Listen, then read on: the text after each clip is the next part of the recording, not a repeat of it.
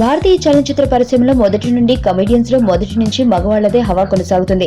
అటువంటి ఈ పరిశ్రమలో కోవై సరళ తనకంటూ ప్రత్యేక స్థానాన్ని సంపాదించుకుంది. ఆమె తెలుగు, తమిళం భాషల్లో సుమారుగా 750 సినిమాలు చేసింది.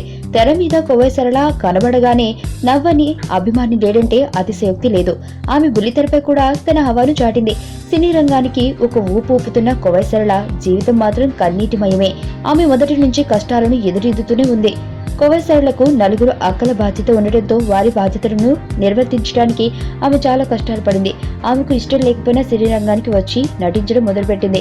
ఆమె అక్క పిల్లలందరినీ సెటిల్ చేసింది. వారందరూ అమెరికాలో ఉద్యోగాలు చేసుకుంటూ హాయిగా జీవిస్తున్నారు. కోవై సరళ ఈ బాధ్యతలను నిర్వహించడానికి అవివాహితగానే మిగిలిపోయింది. ప్రస్తుతం ఆమెకు ఎటువంటి అవకాశాలు లేవు. ఆమె అనారోగ్యంతో బాధపడుతున్నా సరే ఆమె అక్కలు గాని వారి పిల్లలు గాని పట్టించుకున్న పాపాన పోలేదు. దాంతో ఆమె ఎంతో మనోవేదనకు గురి అవుతుంది.